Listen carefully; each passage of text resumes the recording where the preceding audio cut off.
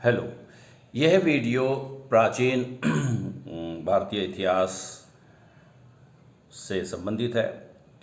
प्राचीन भारत में अनेक प्रकार के पुत्रों का धर्मशास्त्रों में उल्लेख है।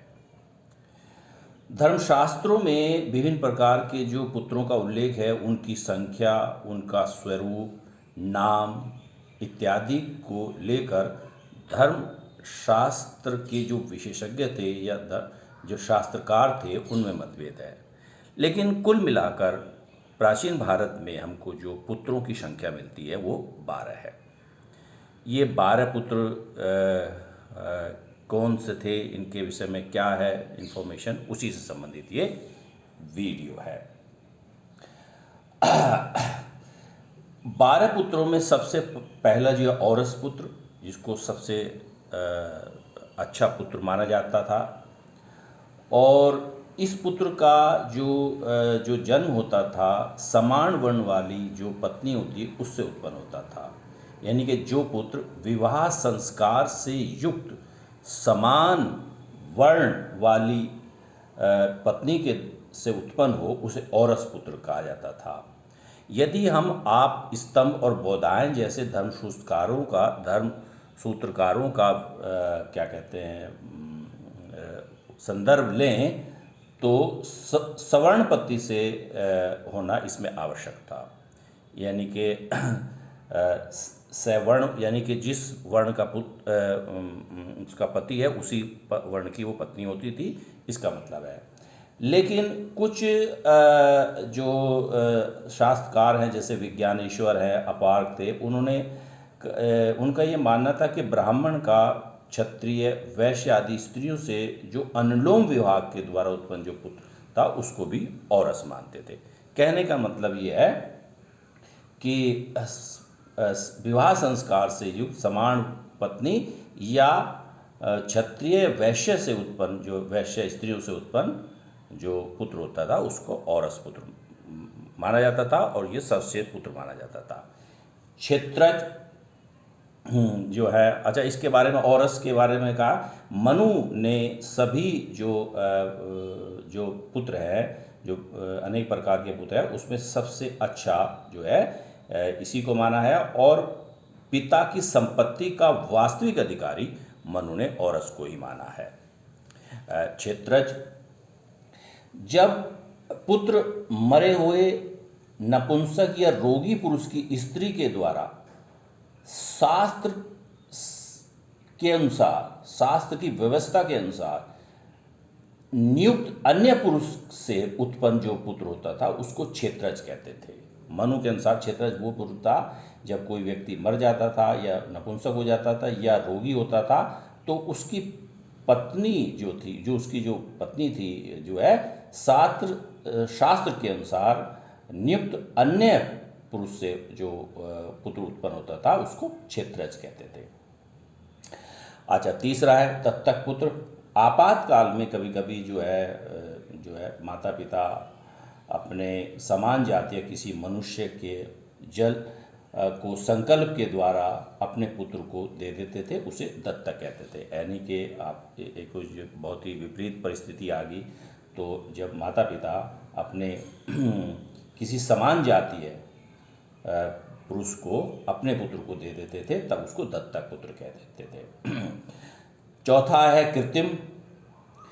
जब गुण दोष के अनुसार विचार करके, जब गुण दोष का विचार करके चतुर पुत्र के गुणों से युक्त अपने सदस्य समान जाते किसी व्यक्ति को अपना पुत्र बना लिया जाता था, उसे कृत्रिम पुत्र कहा जाता है। यानी कि कृत्रिम पुत्र कौन था? जो समान जातीय था, जो अपने सदस्य से समान था, यानी कि उसकी जाति समान थी, तो उसी किसी व्यक्ति को, जैसे कोई व्यक्ति है उसकी अपनी जाति समान है, उसको अपना पुत्र बना लिया जाए, तो उस प्रकार को कृत्रिम पुत्र कहा जाता था। यानी कि इसमें समान जातीयता होती थी। गूढ़ज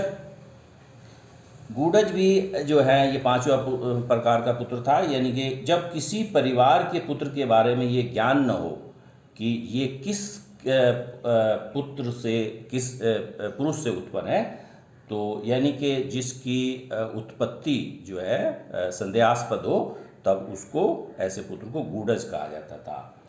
अपविद जब माता पिता यानी पेरेंट्स या उनमें से कोई अपने पुत्र को छोड़ दे और उसे कोई दूसरा व्यक्ति ग्रहण कर ले तो इस प्रकार के पुत्र को अपविद कहा जाता था।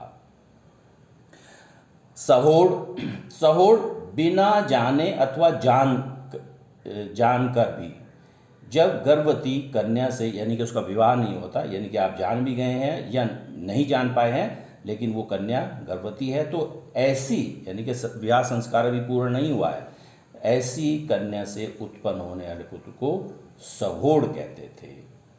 कृतक, कृतक पुत्र बनाने के लिए जो है किसी को मूल्य देकर माता पिता से खरीद लिया जाता था, यानी कि इसमें परचेज कर लिया जाता था, यानी कि किसी व्यक्ति को अपना पुत्र बनाया था, उसके माता पिता को पैसे देकर उनका पुत्र ले लिया जाता, तो इस प्रकार का पुत्र कृतक कहलाता था।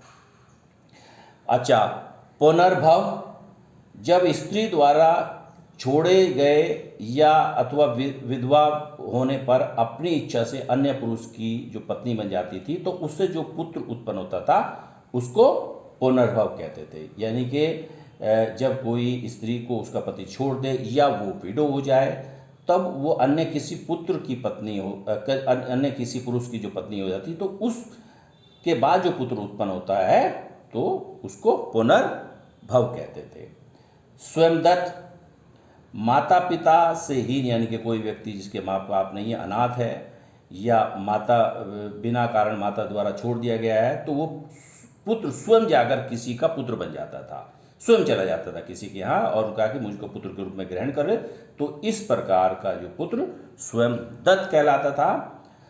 अच्छा, और कानीन, कानीन कन्यावस्था में पिता के घर उत्पन्न पुत्र कानीन कहलाता था। कन्यावस्था में जो है यानी कि विवाह नहीं हुआ, पिता के घर में ही है, तो उस स्थिति में कन्या जो है से जो उत्पन्न होता है उसको कानीन कहते थे।